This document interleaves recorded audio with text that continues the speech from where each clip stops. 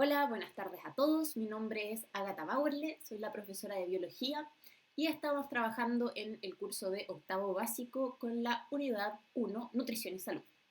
Antes de comenzar la clase, les quiero pedir que por favor se suscriban al canal Puntaje Nacional, donde estamos subiendo clases de los cursos de séptimo a cuarto medio. Además, que se metan en el Instagram @puntaje nacional, donde vamos a estar constantemente actualizando la información, y en la página puntajenacional.cl, donde vamos a encontrar este material didáctico y harto más. ¿Okay? Las PPTs van a ser subidas ahí, también material de resumen, etc. Bueno, hoy día estamos en la clase número 3 de la unidad. Vamos en la segunda clase, Sistema Digestivo. Esta clase está siendo grabada, no está en vivo, porque realicé la clase en vivo con anterioridad, pero tuvimos hartos problemas con mi computador, se paró en la mitad. Además, estoy teniendo problemas de compatibilidad entre la Wacom y el computador, entonces no me funciona muy bien, hubieron diferentes problemas, por lo tanto, estoy volviendo a hacer la clase para que quede más claro.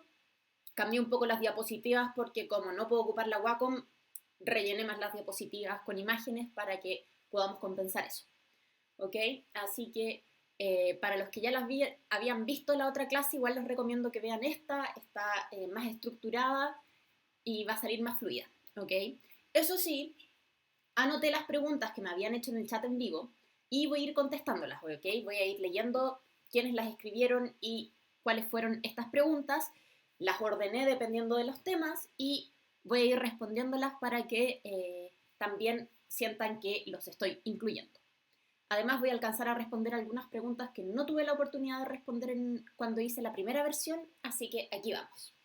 Primero nos contextualizamos en la unidad y el temario. Estamos en la tercera clase. La primera fue de cuerpo humano, organización y estructura. La segunda y tercera, sistema digestivo. Recuerden que la próxima, sistema respiratorio. Después vamos a tener sistema circulatorio, sistema renal y por último, enfermedades, prevención y tratamiento. Repaso de la clase pasada. Primero vimos las funciones del sistema digestivo, que eran 4. La primera es la ingesta de alimentos. ¿En qué consiste? En que yo los alimentos me los llevo a la boca. En segundo lugar, la digestión de alimentos. ¿En qué consiste? En dividir de manera más pequeña las grandes moléculas que consumimos en los alimentos en más pequeñas para que ocurra la tercera función, que es la absorción de los nutrientes. Entonces, ¿qué es lo que podemos integrar en nuestro cuerpo? Son estas pequeñas moléculas divididas que así se pueden pasar del sistema digestivo al sistema circulatorio. Y por último, la gesta de los alimentos no absorbidos. Es decir, aquello que no digerí y que no absorbí, lo elimino a través de las heces. Y un recordatorio, tal cual dice Carlos Pérez, quedamos en que el lumen, entre paréntesis, el interior del sistema digestivo, era exterior al cuerpo. Exactamente. Recuerden que todo lo que está dentro del tubo digestivo, al igual que un cilindro que tuviera un hueco en el interior, es fuera del cuerpo. Recién pasan a ser los nutrientes partes del cuerpo una vez que estos son absorbidos. ¿Qué es lo segundo que vimos? Los nutrientes que necesitamos, que eran 7. En primer lugar tenemos los carbohidratos o los azúcares, que podemos encontrar en el pan, en las frutas, en las masas. Esos son donde están de manera abundante. En segundo lugar, las proteínas. ¿En qué alimentos se encuentran abundantemente? En las carnes rojas y blancas y en las legumbres. En tercer lugar, tenemos los lípidos, que son también las grasas, que podemos encontrarlos en algunos granos, aceite, mantequilla, palta. Luego tenemos el ADN y el ARN, que se encuentran en todos los organismos que consumimos. Las vitaminas, que son pequeñas moléculas que también se encuentran en una gran variedad de organismos. Minerales, que similar podemos encontrar distintos minerales en diferentes organismos. Y finalmente el agua, esencial para la vida, que podemos tomarla ya sea de manera directa o consumirla a través de los alimentos, porque todo lo que consumimos también tiene agua. Lo tercero que vimos fueron polímeros y monómeros. ¿ok? Meros es partes. ¿Qué hablamos? Que las grandes moléculas orgánicas o macromoléculas orgánicas están constituidas por pequeñas piezas, como si fuera un Lego, ¿ok? Las pequeñas piezas se llaman monómeros, mono 1, mero partes, una parte, mientras que las grandes piezas construidas por muchos monómeros se llaman polímeros. Poli mucho, mero partes, muchas partes, un polímero. Nuestras macromoléculas orgánicas son 4. Dijimos que los carbohidratos y sus monómeros son monosacáridos, los lípidos, que sus monómeros son los ácidos grasos, las proteínas, que sus monómeros son aminoácidos, y finalmente el ADN y ARN, que sus monómeros son los ácidos nucleicos. Tenemos esas 4 macromoléculas, los polímeros arriba, los monómeros abajo. Y lo último que vimos fueron las partes del sistema digestivo, que teníamos por una parte el tubo digestivo, que incluye la boca, la faringe, esófago, estómago, intestino delgado, intestino grueso, recto y ano. Es un tubo y todo lo que está en su interior se encuentra fuera del cuerpo. Y por otra parte tenemos las glándulas anexas, que serían las glándulas salivales y el páncreas y la vesícula biliar. Estas glándulas secretan sustancias que ayudan en la digestión de los alimentos. ¿Ok? Vamos a dejar hasta acá el repaso. Si tienen más dudas, revisen la clase anterior, que es Sistema Digestivo 1. ¿Ok? Ahí van a encontrar más información. Por mientras vamos a pasar a lo que es directamente la clase de hoy. Antes de ver los procesos de la digestión, que es la base de lo que vamos a ver hoy día, vamos a ver algunos conceptos que son súper importantes. Y primero que tenemos 2 tipos de digestión. La primera consiste en la digestión mecánica. ¿Qué sería la digestión mecánica? Es fragmentar, triturar y macerar el alimento. Básicamente es cortarlo en partes más pequeñas. ¿Cómo se utiliza esto? ¿O cómo se realiza esto? En primer lugar, a través de la masticación, por ejemplo, los dientes que desgarran la comida y la van rompiendo. Y por otra parte también tenemos movimientos que ocurren a lo largo del sistema digestivo, por ejemplo la lengua que aplana, y después tenemos distintos movimientos en el esófago, estómago, intestino delgado, etc. Acá tenían algunas consultas y Manuelito Flores Padilla pregunta, ¿esos movimientos se llaman peristálticos? Justamente, estos movimientos que ocurren a lo largo del sistema digestivo se llaman movimientos peristálticos. Mr. Darcy pregunta, ¿pero los movimientos peristálticos son del intestino? ¿El intestino tiene movimientos peristálticos? Absolutamente. Pero también hay otros órganos que tienen diferentes movimientos peristálticos. Vamos a ver qué tipos una vez que vayamos avanzando en la clase. Y Mr. Darcy también dice, los pavos tragan piedras y los pájaros arena para mover las semillas en el estómago. Eso es justamente un ejemplo de digestión mecánica. ¿Qué significa esto? Que lo que tratamos de hacer es, a través de los golpes de la masticación, a través de una fuerza física, mecánica, destruir el alimento. Entonces, por ejemplo, los pavos se tragan piedras, para en el estómago, estas piedras les ayuda a romper la comida que se están tragando. Esa es el primer tipo de digestión. Y el segundo tipo de digestión es la digestión química, que en qué consiste en descomponer las moléculas del alimento mediante enzimas digestivas. Entonces, por ejemplo, en el dibujo que tenemos ahí, tenemos una gran molécula, si se fijan, cada uno de esos pelotitas sería un átomo. Es muy, muy grande para absorberlo. Necesitamos dividirlo y cortarlo en pequeñas partes que tengan poquititos átomos. ¿Ok? ¿Cómo ocurre esto? A través de las enzimas. ¿Ok? Recuerden, las enzimas son proteínas que se encargan de hacer funcionar y ayudar a que funcionen muchas cosas a lo largo del cuerpo. ¿Cuál es la función de las enzimas digestivas? Romper las moléculas. Entonces, ¿cómo sería la acción enzimática? Acá tenemos un ejemplo. Tenemos una larga cadena de carbohidratos, ¿ya? Azúcares, y tenemos en rosado una enzima digestiva. Esta enzima se acerca a la molécula, tenemos acá que se va acercando, se pega a la molécula.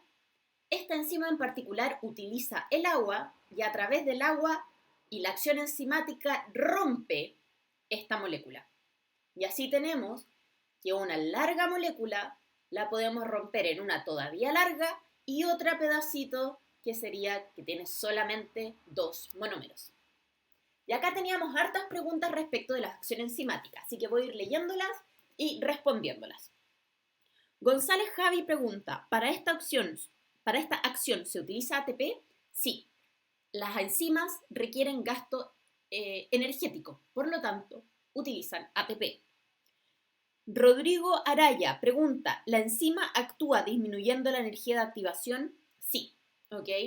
Esto es un concepto más complejo, lo que es la energía de activación. No es necesario que se lo aprendan ahora, es algo que lo van a ver en química más adelante y también un poco en biología más adelante, pero para aquellos que ya manejan el concepto es de esa forma que actúan las enzimas. Por ahora lo que me interesa en todo caso que sepan es que las enzimas lo que hacen es romper, las enzimas digestivas rompen las moléculas, las macromoléculas orgánicas en pedacitos más pequeños. Luego tenemos a Holguín 710 que pregunta, ¿la acción enzimática es para facilitar la digestión? La acción enzimática es parte de la digestión, es lo que nos está ayudando en la mitad de la digestión química, es esencial. Milla Caro pregunta, ¿cuál es la función del agua en la imagen? Esta enzima en particular necesita el agua para romper, ¿ok? El agua lo utiliza, rompe la molécula de agua también y se va, ¿dónde está el mouse? Aquí. Un pedazo del agua para acá y otro pedazo del agua para allá. Es una forma en que utiliza la enzima para cortar, pero no vamos a entrar en más detalles al respecto. Dina Stephanie pregunta, profe, ¿y si la enzima no rompe la cadena? Bueno, acá va a depender. Tenemos en distintas partes del sistema digestivo, hay enzimas que cumplen la misma función. Entonces, por ejemplo, si la enzima de la saliva, que ya vamos a ver con más detalle, no logra romper los carbohidratos, también tenemos enzimas en el intestino que pueden reemplazarla. Pero si es que todas las enzimas que hacen lo mismo o alguna enzima que sea irreemplazable no actúa, entonces vamos a tener algunos problemas. Eso ocurre, por ejemplo, con las personas que son intolerantes a la lactosa. Lo vamos a ver más adelante con detalle. Camila Domínguez pregunta, ¿cuántos tipos de enzima hay? Hay miles de enzimas distintas, ¿ok? Mucho varía dentro de los mismos seres humanos porque piensan que no solamente sirven para la digestión. En la digestión tenemos varias, pero también hay algunas que sirven en todos los demás procesos, en la respiración, en cómo funciona cada una de las células, en la formación de proteínas, etc. Fernanda Muñoz pregunta, ¿qué dividen las enzimas? En el caso de las enzimas digestivas, van a romper acá las diferentes macromoléculas, ¿ok? Que teníamos y cómo se nombran. Las enzimas se nombran en base a lo que actúan terminado en asa. Es decir, ¿qué es lo que van a estar rompiendo? Carbohidratos a monosacáridos y esas se llaman carbohidrasas. Las que rompen las proteínas en aminoácidos se llaman proteasas. Las que rompen los lípidos en ácidos grasos se llaman lipasas y las que rompen el ADN y el ARN en nucleótido se llaman nucleasas. ¿Ok? Entonces, insisto, ¿cómo se llaman? Va a tener, dependiendo de sobre qué actúa y termina en asa. ¿Ya? Vuelvo a repetir. Las enzimas que dividen los carbohidratos en sus unidades más pequeñas se llaman carbohidrasas. Las que dividen las proteínas en sus unidades más pequeñas, aminoácidos, se llaman proteasas. Las que dividen los lípidos en ácidos grasos, lipasas, y las que dividen el ADN y el ARN en nucleótidos se llaman nucleasas. Otra pregunta, Michael Serra pregunta, ¿qué pasa si la cadena es muy corta? Vamos a volver acá. Tenemos que hay cadenas que son muy cortas y que este tipo de enzima no funciona, ¿ok? Hay enzimas que se especializan en cortar grandes moléculas, por ejemplo, por los extremos. Hay enzimas que se especializan en cortar grandes moléculas por la mitad, o no necesariamente por la mitad, pero por acá, o más aún si tengo una mucho más larga cadena. Y también existen enzimas que se encargan de cortar estas pequeñas cadenas que son muy cortitas. Camila Domínguez pregunta, ¿y si es más de un monómero, no se puede absorber y se desecha, no? En su gran mayoría, sí.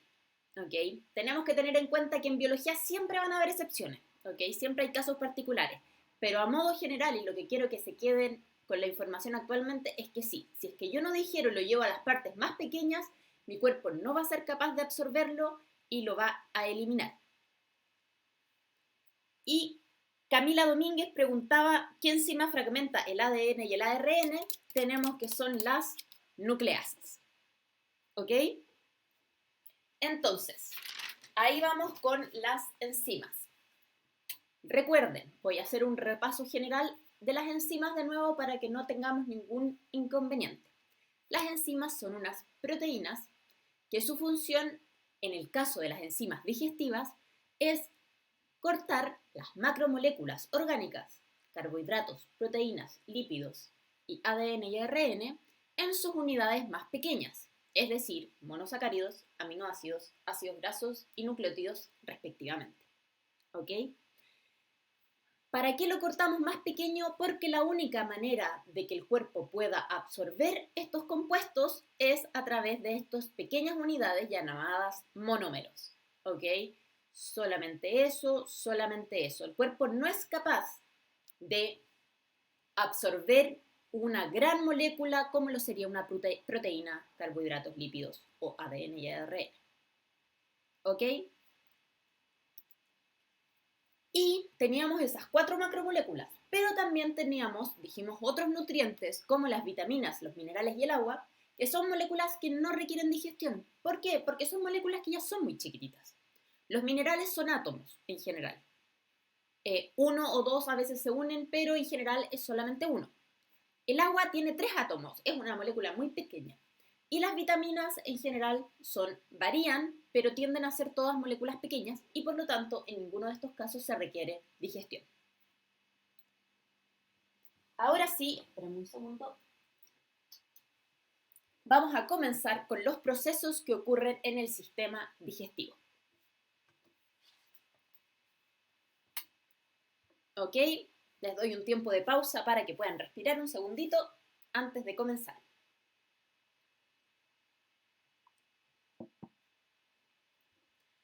Entonces, vamos a ir recorriendo qué es lo que ocurre con el alimento desde que ingresa en la boca, la faringe, esófago, estómago, intestino delgado, intestino grueso, recto y ano. ¿Ok? Vamos a ver qué ocurre con los alimentos por todo el tubo digestivo y cómo las glándulas anexas actúan para ayudar en la digestión. Entonces, el primer proceso que vamos a ver es el proceso de la digestión, que recuerden que era romper en pedazos más pequeños las grandes macromoléculas orgánicas. Vamos a comenzar con la boca. Tenemos 2 procesos acá, el proceso de la digestión mecánica y el proceso de la digestión química. En el caso de la digestión mecánica, ¿cómo ocurre? Principalmente al masticar, moler y al mezclar el alimento apretándolo con la lengua. ¿Ok? Por su parte, la digestión química es mediada por la saliva. Y la saliva tiene una enzima que se llama amilasa salival, ¿ya? Y lo que digiere es carbohidratos, específicamente el almidón, por eso se llama amilasa. Y salival porque viene de la saliva, ¿ok? ¿Y qué es lo que se obtiene? Una vez que yo muelo la comida, la mezclo con la saliva, con la lengua y se hace todo un enjunje, esto pasa a llamarse bolo alimenticio. Voy a responder algunas preguntas que me habían hecho antes de continuar. Entonces, Oscar Emilio pregunta cómo se produce este tipo de digestión mecánica. ¿Cómo ocurre? En el caso de la boca es principalmente a través de cuando yo junto los dientes, estoy masticando, moviendo los labios, moviendo los cachetes, la lengua, etc. Isidora Alarcón pregunta, ¿solo con los carbohidratos o todo? En el caso de las enzimas de la boca, solamente tenemos la amilasa salival y solamente tenemos la digestión de carbohidratos. ¿Ok? Eddie Chambi pregunta, ¿la enzima que está en la saliva es la pitialina? También eso es cierto, la amilasa salival también tiene otro nombre que se llama pitialina. ¿Ok? Por lo tanto, podemos ocupar cualquiera de los dos nombres. ¿Ok? Entonces, repito, en la boca ocurre una digestión mecánica a través de la masticación y una digestión química mediada por la saliva que contiene la enzima amilasa salival que actúa sobre los carbohidratos. Una vez que yo mezclo toda la comida ingerida con la saliva, con la enzima, mastico, muelo, todo eso se transforma en el bolo alimenticio. Y lo que yo me trago sería el bolo alimenticio. Pasamos entonces a la faringe. ¿Ok? En la faringe no existe digestión química y la digestión mecánica es muy pequeña. Es un proceso que se llama deglución, básicamente el proceso de tragar. Y la deglución está incluida en la boca, la faringe y el esófago. ¿Ok? Es el tragar, comienza en la boca, pasa por la faringe y llega al esófago. ¿Ok? Es súper corto, la comida solamente pasa y prácticamente no existe digestión en la faringe. Luego tenemos el esófago. En el esófago tampoco tenemos digestión química. El esófago sería, recuerden, el tubo que va desde la faringe hasta el estómago. Es un tubo largo y existe un poco de digestión mecánica. Es poquito. Que sería mediante la peristalsis, que recuerden que eran estos movimientos en el tubo digestivo. En el caso de la peristalsis del esófago, es unidireccional, va en una dirección, desde arriba hacia abajo. Entonces, como se puede observar en la imagen, tenemos acá, si tengo acá el alimento, yo aprieto acá, así baja, y suelto en esta parte. Y una vez que el alimento llega acá, voy apretando cada vez más abajo, y en el fondo es como que voy estrujando para poder bajar el alimento y que llegue al estómago. Entonces, repito, en el esófago no existe digestión química, solo mecánica, también en baja cantidad, porque la peristalsis, en este caso, su mayor objetivo es trasladar el bolo alimenticio desde la entrada del esófago hacia el estómago. No tuvimos preguntas en la clase ni de la faringe ni del esófago y por lo tanto voy a pasar directo al estómago, en que hubieron hartas preguntas. Entonces, tenemos acá el estómago, que sí tiene tanto digestión química como mecánica. En el caso de la digestión mecánica del estómago se le llama motilidad. ¿Y qué es lo que hace? El estómago se está moviendo así. ¿Qué produce esto? Que se mezcle el alimento. ¿Ok? Y por otra parte, ¿qué sería la digestión química? El estómago, las paredes del estómago liberan jugo gástrico. ¿Qué tiene el jugo gástrico? Por una parte, tiene ácido clorhídrico, que no es ninguna enzima, está aparte. ¿En qué consiste el ácido clorhídrico? Es, en el fondo, unas moléculas ácidas que lo que permiten es que disminuya el pH, se haga más ácida la solución que está en el interior, y eso permite dos cosas, principalmente. Por una parte, esto mata muchas bacterias, ¿ok? Nos ayuda a protegernos de aquellas cosas, bacterias que puedan venir en los alimentos. Y por otra parte, activa nuestra enzima del estómago, que sería la pepsina. La pepsina es una proteasa, actúa sobre las proteínas. Entonces, ¿qué es lo que se digiere en el estómago a través de la digestión química? las proteínas. Entonces podemos ver que el alimento ingresa más o menos de este tamaño, si es que tenemos este porte del estómago, como bolo alimenticio. A través del estómago se empieza a moler tanto con la enzima como con la motilidad y finalmente tenemos partículas mucho más pequeñas.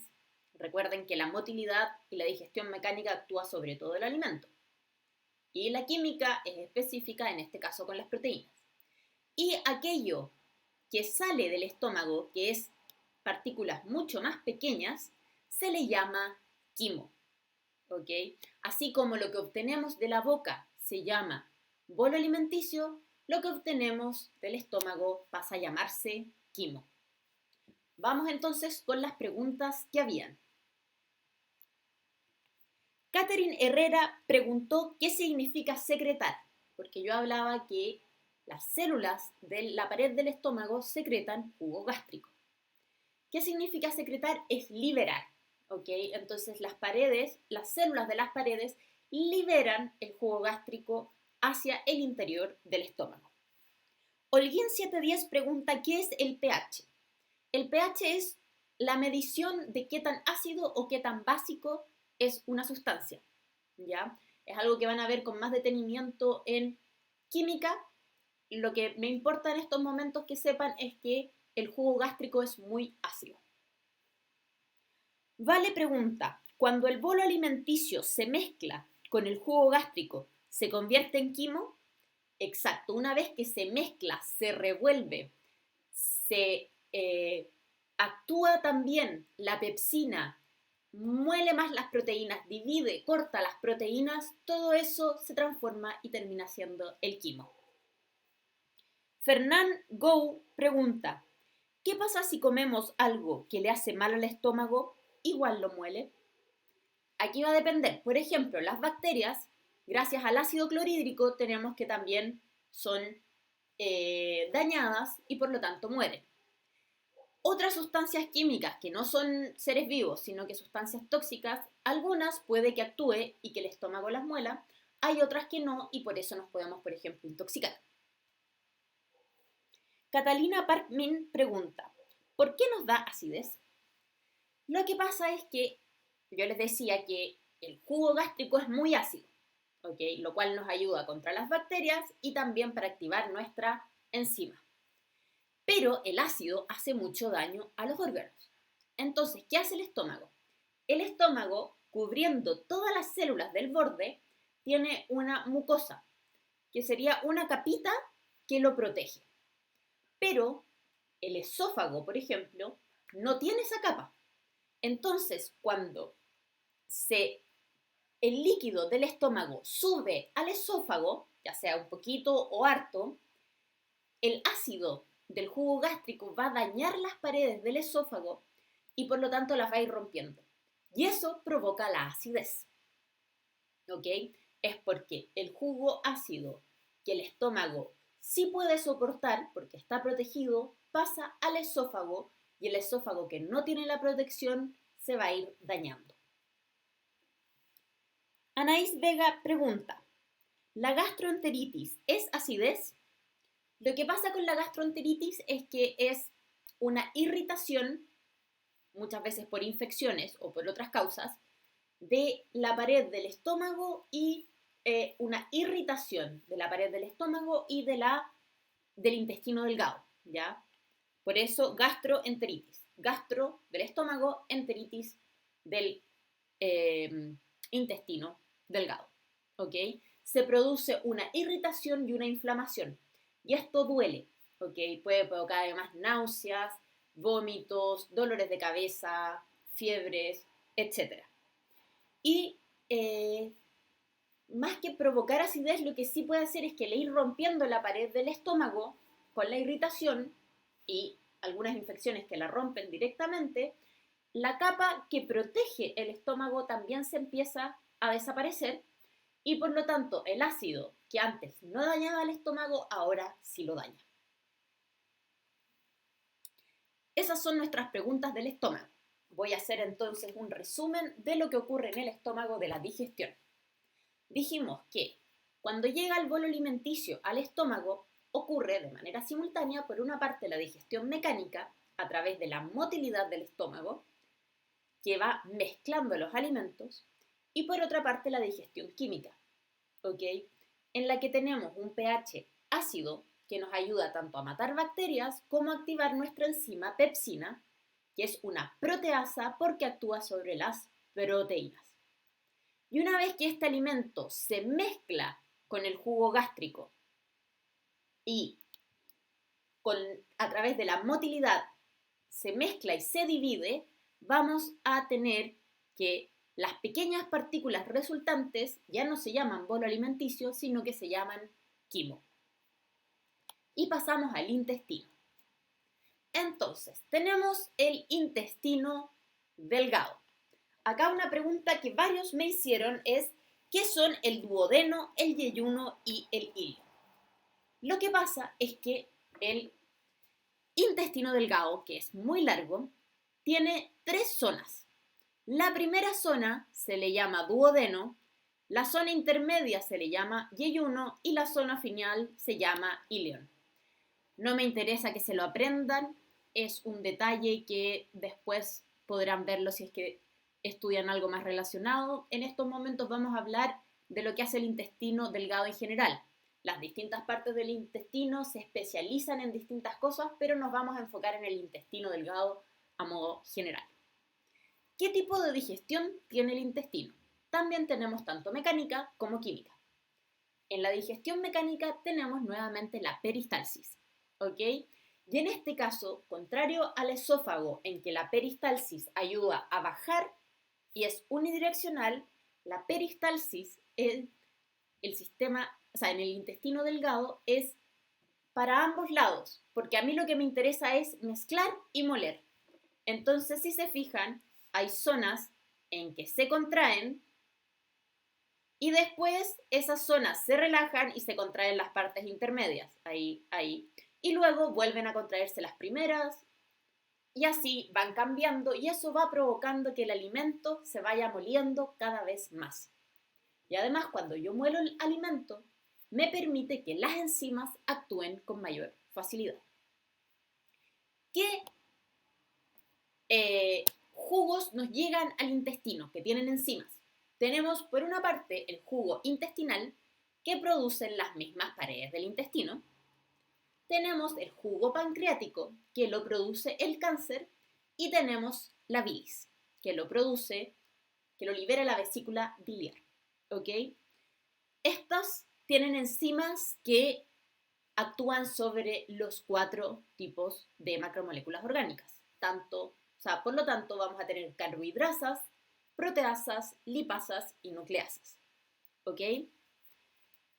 Una cosa muy importante es que si bien la digestión de los carbohidratos en la boca y de las proteínas en el estómago es muy importante, si llegáramos a tener problemas en la función de ambas proteínas, de la amilasa salival y la pepsina, nuestra digestión no se vería afectada. Las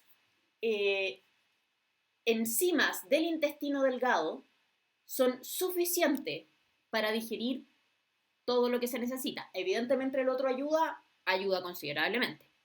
No es que no sea importante. Pero en términos de las macromoléculas orgánicas, el intestino delgado es capaz de hacer la digestión completa. Entonces, ¿cuáles serían nuestras 3 jugos distintos y de dónde vienen? Entonces, ahora lo que es el intestino delgado lo vamos a dividir en los 3 tipos de jugos enzimáticos que vienen.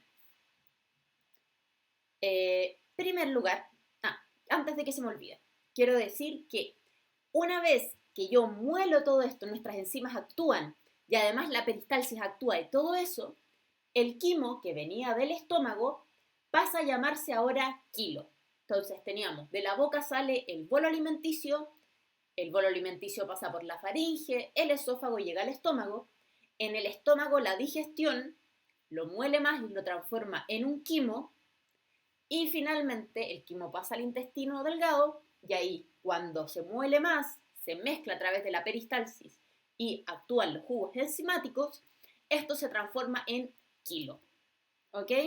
Ojo, kilo con Q, ¿ya? No con K como los kilogramos.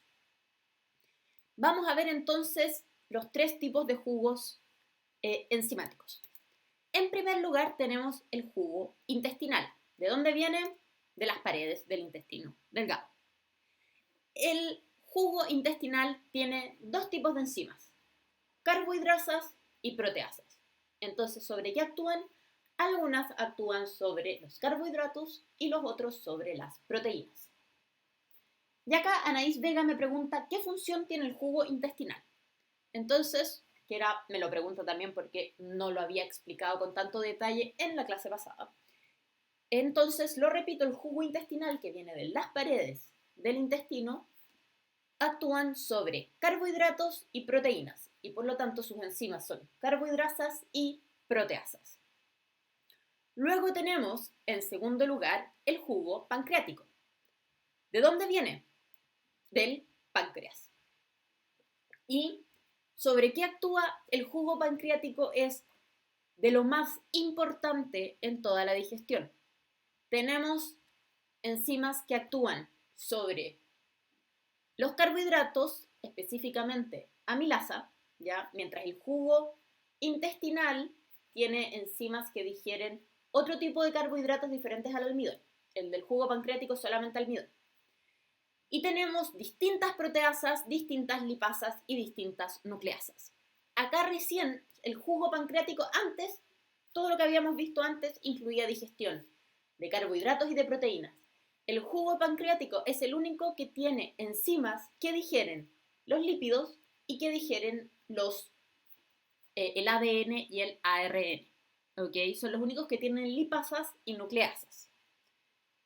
Entonces, acá tenemos que Michael Serra preguntaba, profe, ¿cómo se crea el jugo pancreático? Estoy haciendo la pregunta para decirlo, pero no vamos a explicar cómo ocurre. Ya es un proceso complejo que ocurre en parte del páncreas, porque la otra mitad del páncreas tiene función en el sistema endocrino, pero no vamos a explicar el proceso de su creación porque incluye, piensen que tiene muchas enzimas distintas y por lo tanto incluye muchos procesos diferentes. Y nuestro tercer jugo que actúa en el intestino delgado es la bilis. ¿De dónde viene la bilis? De la vesícula biliar. ¿Okay? Viaja desde acá que se almacena y se libera en el intestino junto con el líquido pancreático. ¿Okay? ¿Qué es lo que tiene la bilis? La bilis no tiene enzima, ¿ok? No son lipasas por si acaso, tenemos sales biliares, ¿ok? Si se fijan tiene asterisco y si se fijan acá estos ya no son lípidos completos, ya están divididos, ¿ok? Estos son ácidos grasos, ¿ok? La bilis lo que hace es ayudar en la absorción, ¿ok? Mezclan, recubren los lípidos y facilitan la digestión, ¿ok? Y acá Carlos Pérez decía, la bilis emulsiona los lípidos, no son lipasas, exactamente, ¿ya? El concepto de emulsión no me interesa que se lo aprendan todavía, pero es recubrir básicamente los lípidos, envolverlos para facilitar su absorción. Además, tenemos la bilirrubina, que la deben haber escuchado, Juan Luis Guerra. La bilirrubina es un desecho que se libera, que es tóxico cuando se acumula en el cuerpo y que es de los componentes que le da el color oscuro a las heces. ¿Ok?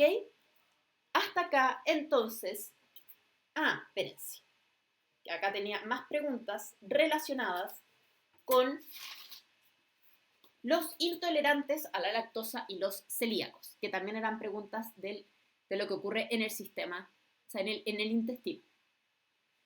¿Qué es lo que preguntaban entonces? Soy Basti pregunta, ¿cómo es la intolerancia a la lactosa? Y acá Carlos Pérez responde muy correctamente. Dice, los intolerantes a la lactosa no tienen la enzima lactasa. Exacto.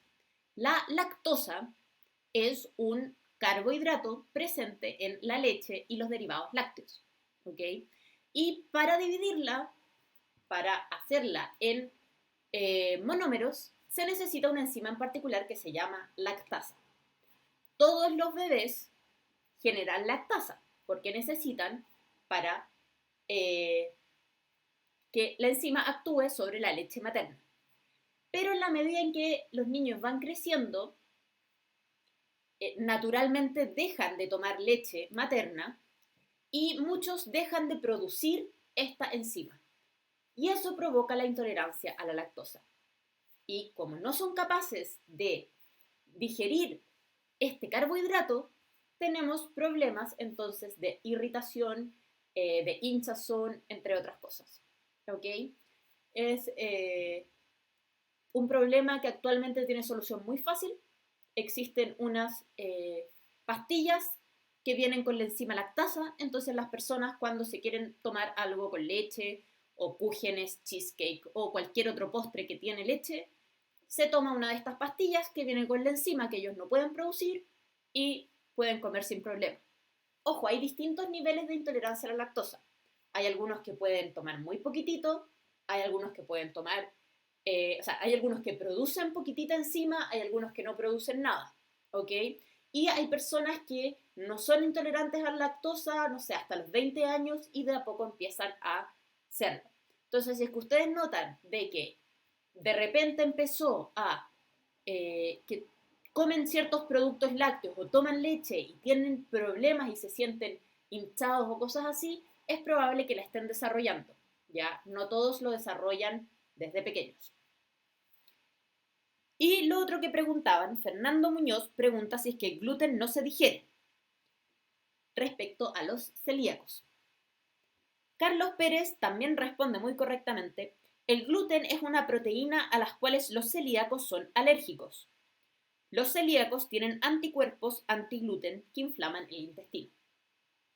Entonces, ¿qué es lo que pasa con el gluten? El gluten es una proteína que sí se digiere, pero que en el caso de los celíacos, esos pequeños pedazos que se dividen desde el gluten generan una reacción alérgica que el sistema inmunológico ataca, el sistema de defensa ataca como si fueran estas moléculas fueran dañinas y eso produce una irritación, una inflamación, etc.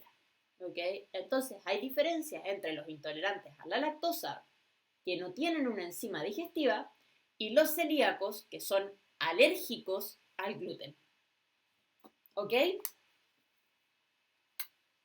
Entonces, eso vamos con intolerantes a la lactosa y celíacos. Voy a volver a hacer un resumen de lo que fue el intestino delgado. Vamos a volver acá atrás. El intestino delgado y la digestión. ¿Ya? Tendríamos una digestión mecánica a través de peristalsis que mueve y mezcla los alimentos y una digestión química mediada a través de 3 jugos. El jugo intestinal, el jugo pancreático y la bilis. ¿Ok? Estos 3 jugos tienen en su conjunto enzimas que son carbohidrasas, proteasas, lipasas y nucleasas. ¿Ok? Y también habíamos mencionado que el alimento, el quimo que llega desde el estómago, una vez que se mezcla a través de la peristalsis y es digerido mediante los jugos que llegan al intestino, se transforma el quimo en el kilo. También dijimos que específicamente el jugo intestinal producido por las paredes del intestino posee carbohidrasas y proteasas, mientras que el jugo pancreático que viene del páncreas tiene de los 4 tipos de enzimas, amilasa para los carbohidratos y tiene un conjunto de proteasas, conjunto de lipasas y conjunto de nucleasas. Y finalmente, la bilis proviene de la vesícula biliar y que tiene solamente sales biliares que no son enzimas, pero que ayudan en la absorción de los lípidos. ¿Ok? Y con esto estaríamos terminando el proceso de digestión. ¿Y qué viene ahora? Viene la absorción. Entonces recuerden, habíamos dicho que dentro de las grandes funciones del sistema digestivo estaba primero ingerir los alimentos, luego estaba la digestión, que era moler los alimentos en sus partes más pequeñas, para el tercer proceso que es la absorción de nutrientes. Es decir, que estos nutrientes pasen desde el sistema digestivo al sistema circulatorio y puedan llegar a todo el cuerpo. Entonces, vamos con el intestino delgado. Dijimos que el intestino delgado tenía una función súper importante en la digestión, sí, pero también tiene una función muy importante en la absorción de nutrientes, ¿ok? Es esencial en este proceso. Entonces, acá tenemos el intestino delgado, que lo tenemos, cortamos el tubo. El intestino, la pared del intestino delgado tiene muchos pliegues, ¿ya? Si ese sería un pliegue de la pared intestinal. Si sacamos un pedacito, el pliegue a su vez tiene subpliegues que se llaman vellosidades. Eso es el subpliegue del pliegue se llama vellosidad. Y en la vellosidad tenemos células, ¿ok? Y si se fijan, esta sería una de esas células. Y la parte de arriba, la que va hacia el intestino, tiene más vellosidades, tiene como pelitos. Y esos pelitos se llaman microvellosidades, ¿ya? ¿Cuál es la gracia de esto? Tenemos mucha superficie. Y toda esa superficie, en el fondo, la absorción de los nutrientes, tiene que atravesar una pared.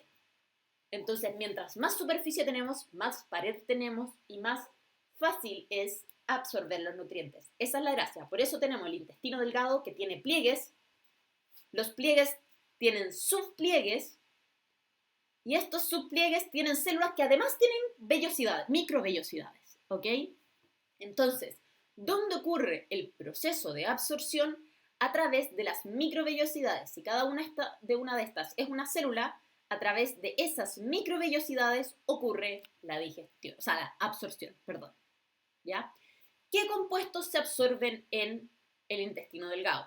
Tenemos que los cuatro compuestos derivados de las macromoléculas, porque no absorbe las macromoléculas, absorbe los monómeros. Recuerden, absorbe los pedacitos chiquititos. ¿Cuáles serían? Los monosacáridos, que vienen de los carbohidratos, los aminoácidos, que vienen de las proteínas, los ácidos grasos, que vienen de los lípidos, y los nucleótidos, que vienen del ADN y del ARN. ¿Ok? Y también absorbe una gran cantidad de agua. ¿Ok? Piensen en todos los líquidos digestivos que hablamos. La saliva, el jugo gástrico, el jugo intestinal, el jugo pancreático y la bilis. Todo eso todas las enzimas y otros compuestos que tienen están diluidos en agua. Entonces, aparte del agua que nosotros tomamos, el cuerpo, el sistema digestivo está liberando totalmente mucha agua. Si es que nosotros no reabsorbemos esa agua, uno, nos deshidrataríamos y dos, nos iríamos por el baño, pero tendríamos una tremenda diarrea. ¿Ok? Entonces, por eso es muy importante la reabsorción del agua. Y el intestino delgado cumple una importante función ahí. Entonces, vamos a ir con algunas preguntas que me hicieron. González Javi pregunta, ¿el intestino delgado tiene la función de absorber los nutrientes? Exacto. Y Mr. Katugu Owo dice, profe, entonces las vellosidades son las que adquieren los nutrientes, son las microvellosidades, ¿ok? Que son las de pequeñas de como los pelitos de las células. A través de ahí ocurre la absorción de nutrientes. Entonces, vuelvo a hacer un resumen. Tenemos que el intestino delgado, aparte de cumplir la función de digestión, cumple con la función de absorción de nutrientes. Esto lo realiza a través de las microvellosidades, que son pelitos que están en las células, y estas células se encuentran en vellosidades, que son los subpliegues de otros pliegues. Básicamente tenemos una gran cantidad de membrana. ¿Y qué compuestos son absorbidos? Monosacáridos, aminoácidos, ácidos grasos, nucleótidos y agua. Todo eso es absorbido en el intestino delgado. Y ahora pasamos al la otra parte donde se ocurre la absorción, que sería el intestino grueso.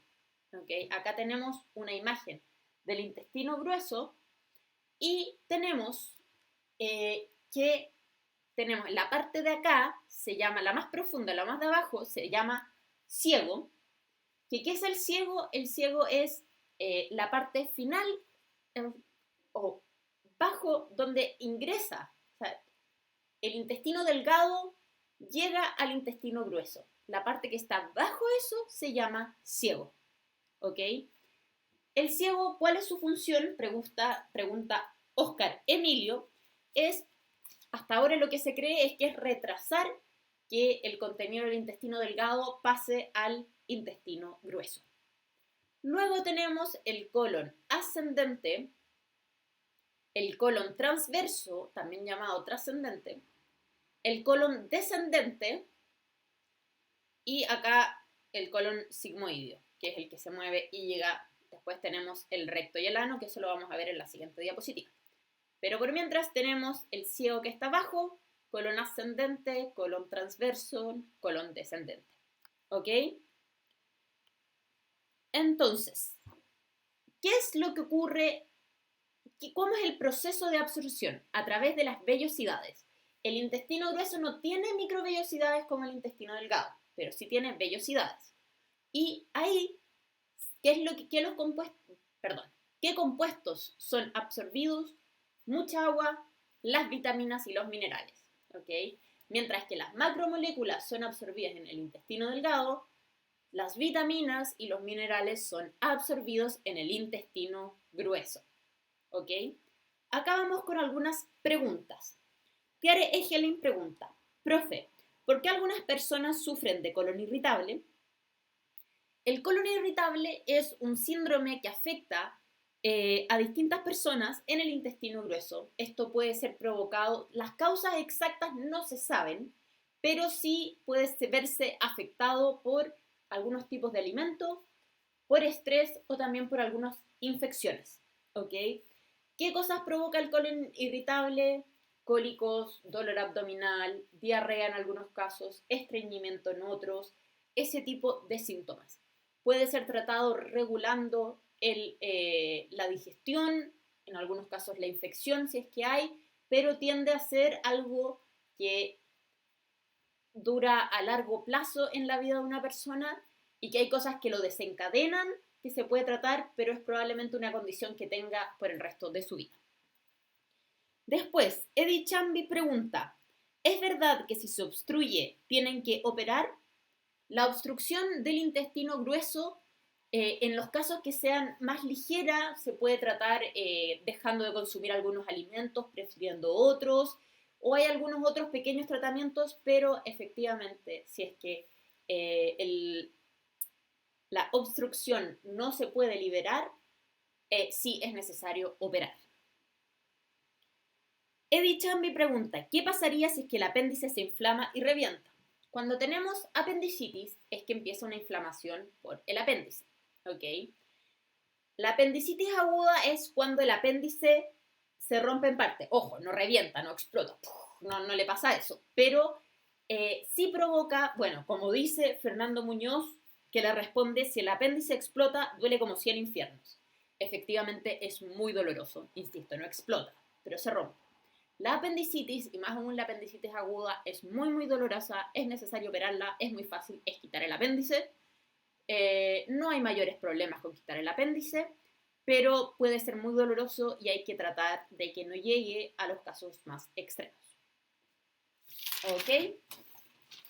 Entonces, hago un resumen de la absorción en el intestino grueso. Dijimos que el intestino grueso, que tiene un ciego, un colon ascendente, transverso, descendente y sigmoideo, tiene el proceso de absorción a través de vellosidades y ¿qué es lo que se absorbe? El agua, las vitaminas y los minerales. Y ahí estaríamos terminando con el proceso de absorción y ahora nos quedan el último proceso de formación de heces, porque recuerden que teníamos proceso 1, ingesta de los alimentos, son las funciones del sistema digestivo. Proceso 2, digestión de los alimentos. Proceso 3, absorción de los alimentos. Y proceso 4, egestión de lo no absorbido. Y para eso lo hacemos a través de las heces. Entonces acá hay una diferencia importante entre la egestión y la excreción. La egestión ocurre en el sistema digestivo, mientras que la excreción en el sistema renal. ¿Cuál sería Diferencia. La egestión es la eliminación de alimentos que no fueron digeridos ni absorbidos. Recuerden que el tubo digestivo lo consideramos fuera del cuerpo y por lo tanto la egestión es la eliminación de cosas que nunca fueron parte del cuerpo. Contrario a la excreción, que es la eliminación de desechos metabólicos del cuerpo, es decir, la basura que produce el mismo cuerpo y que tiene que eliminarse. Entonces, repito, la egestión es la eliminación de lo que nunca fue parte del cuerpo, mientras que la excreción es la eliminación de la basura del cuerpo. La formación de heces en el intestino grueso. Tenemos que en el colon, en la medida que se absorbe el agua, los alimentos no digeridos forman una sustancia semisólida, ¿ok?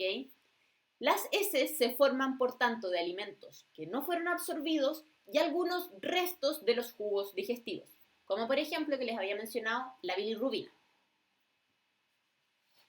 Y finalmente tenemos el recto y en el ano, que en el recto se almacenan las heces a la espera de ser defecadas, y el ano es un esfínter voluntario que permite que exista un control en la defecación.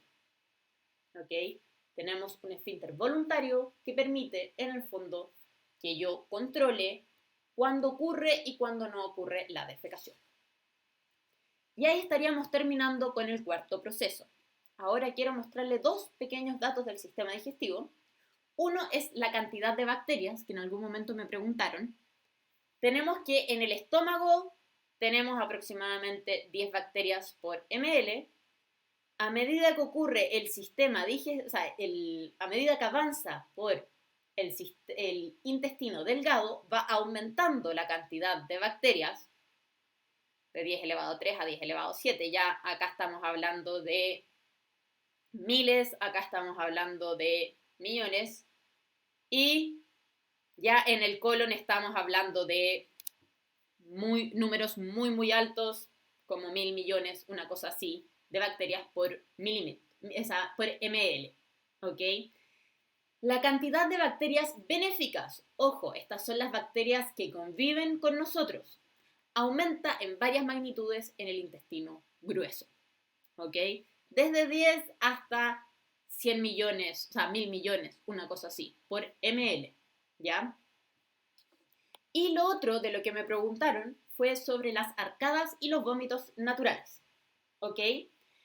¿Qué ocurre? Cuando son de manera natural, las arcadas y los vómitos son un mecanismo de rechazo y de expulsión de alimentos que son o podrían ser tóxicos. Entonces, acá me hacen preguntas. Por ejemplo, Matías Díaz preguntaba, profe, ¿por qué cuando probamos cosas que no nos gustan nos dan arcadas?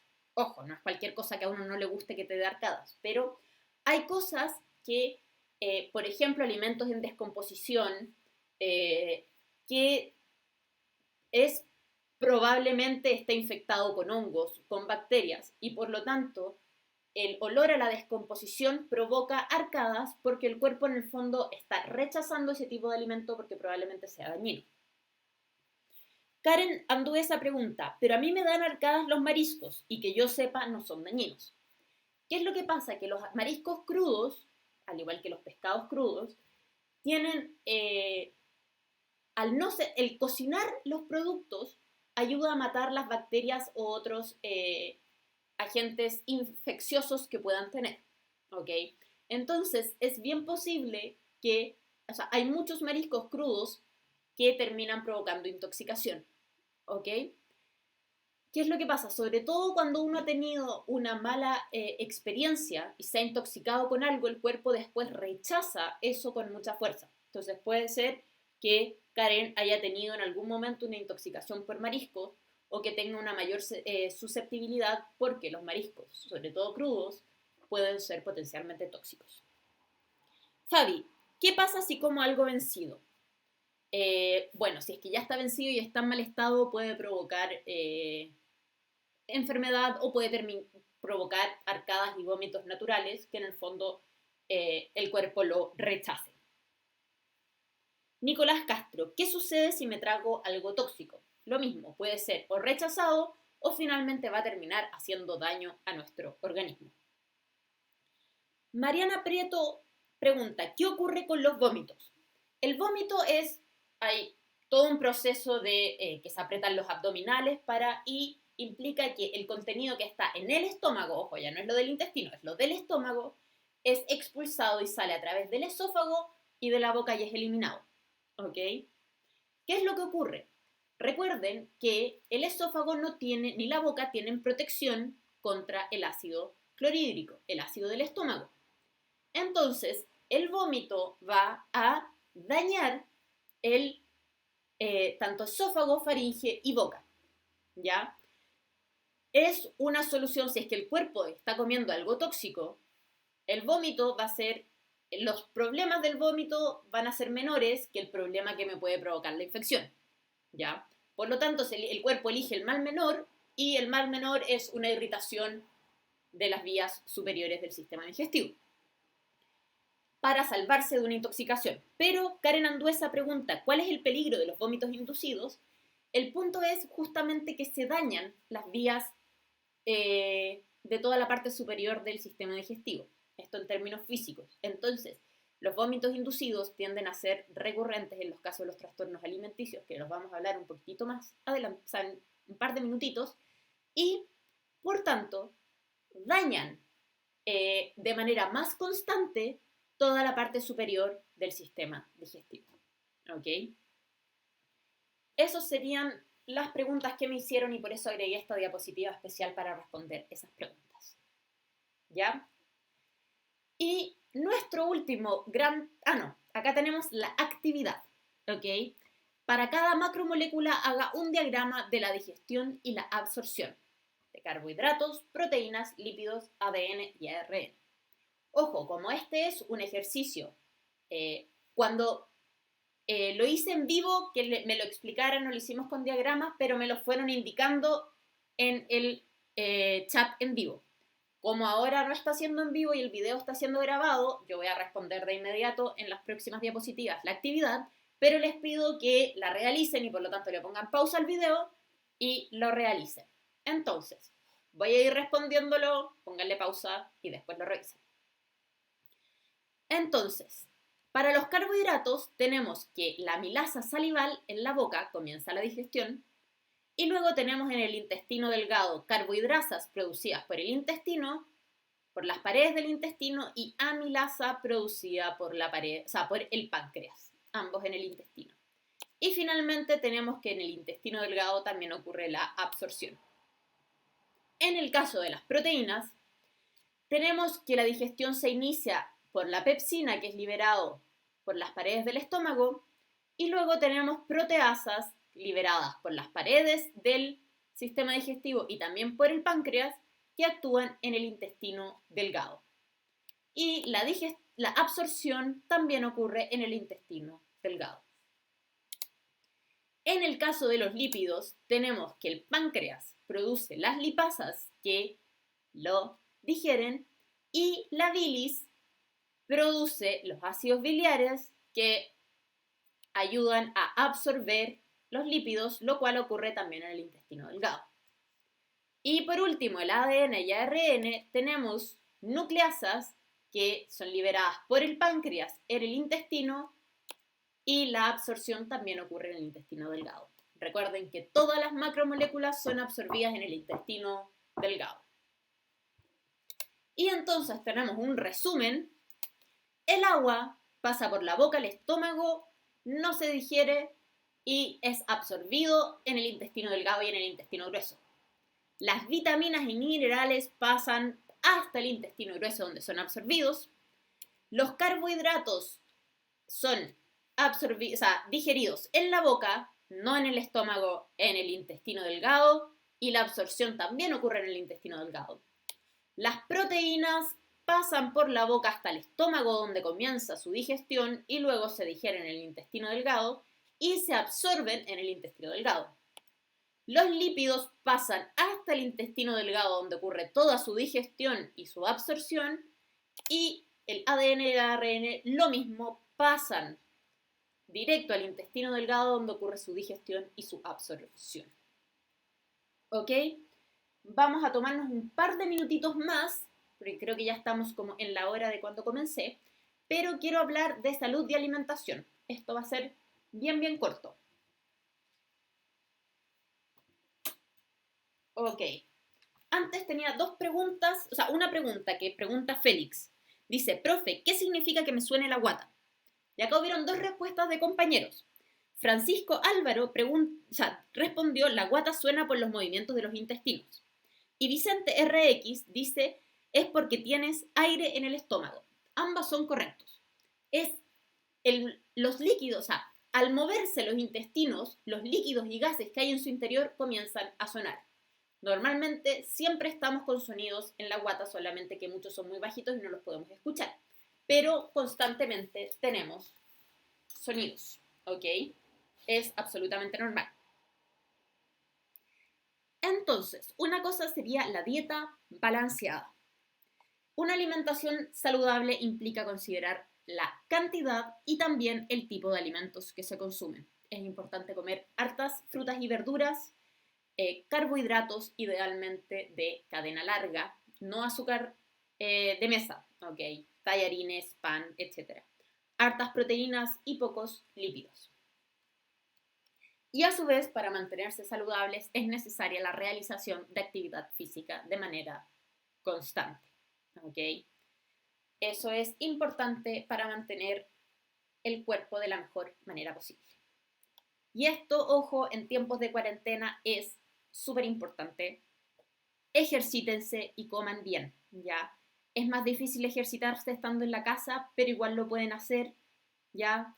Hay rutinas que pueden ocupar. En YouTube van a encontrar muchos ejercicios para hacer en momentos de cuarentena. Luego tenemos el índice de masa corporal, o IMC. Es una medición utilizada para determinar el rango de peso de un individuo, ¿ok? Si es que está en un peso normal, bajo peso, sobrepeso o ya obesidad, ¿ya? ¿Cómo se calcula la masa corporal? En kilos partido por la altura al cuadrado en metros, ¿ok?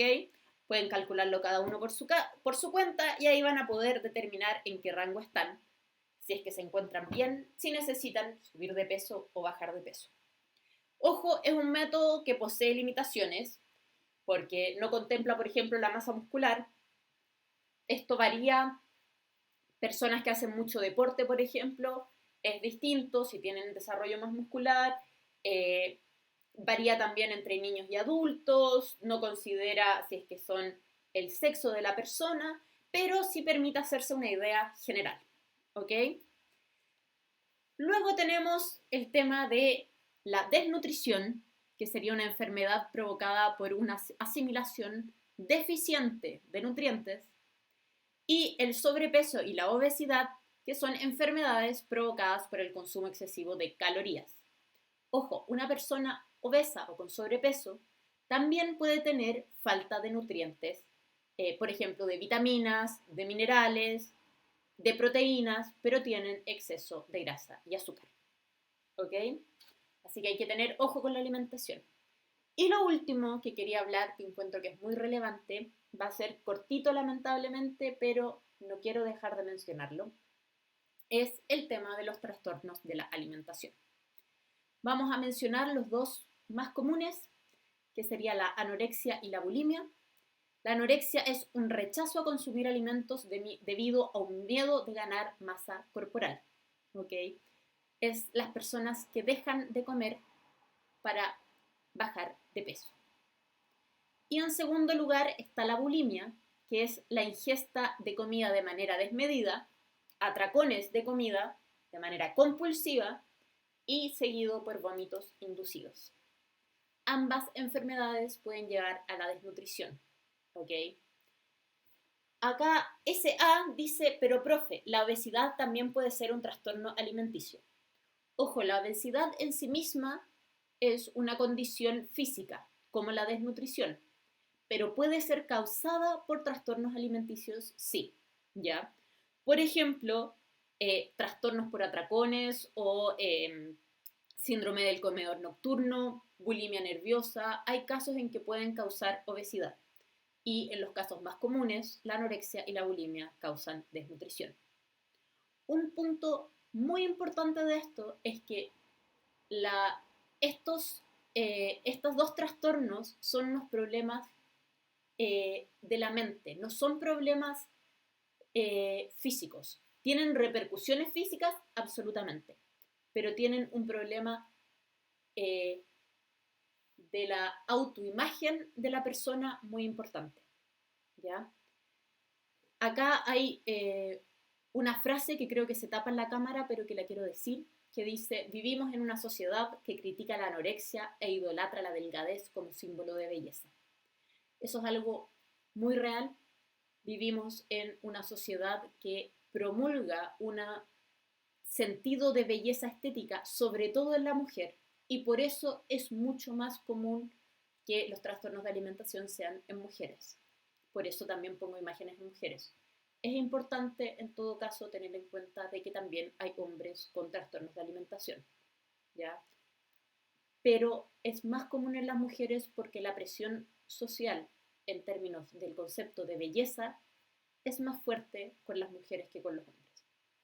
Y acá tuve variados comentarios muy positivos que quiero leerlos.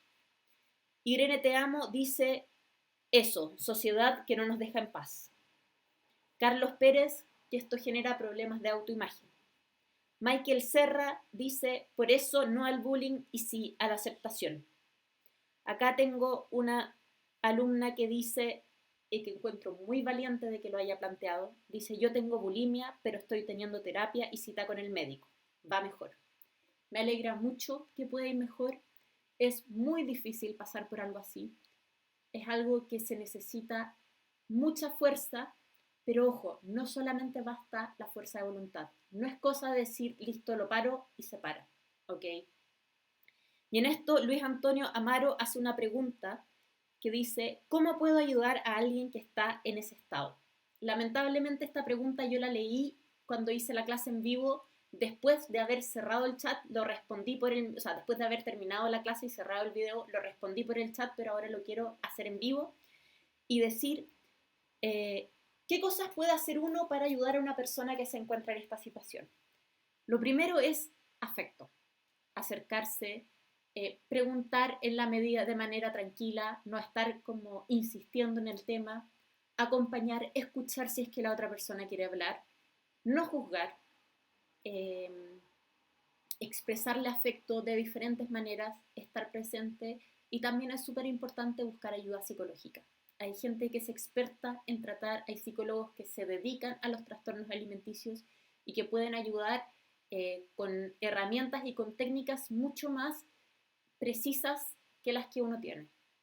Pero sí, es súper importante que uno como hermano, hijo, padre, amigo, eh, novio, novia, sea, eh, acompañe, quiera, no juzgue, pero apoye en la recuperación, porque son enfermedades que pueden terminar en la muerte de la persona. Una persona puede morir por desnutrición porque hay un tema además mental de autoimagen muy fuerte y que uno necesita eh, expresarle a esa gente lo importante que son eh, y que son personas que la belleza no está en la imagen exterior, sino en cómo uno es por dentro. Eso ha sido un gusto estar con ustedes nuevamente. Espero que les haya gustado la clase. Recuerden suscribirse al canal de Puntaje Nacional en el Instagram, donde vamos a estar publicando todas las nuevas informaciones, y en la página web puntajenacional.cl, donde se van a encontrar disponibles PowerPoint, resúmenes y otros materiales didácticos. Ha sido un gusto y nos estamos viendo en la próxima clase.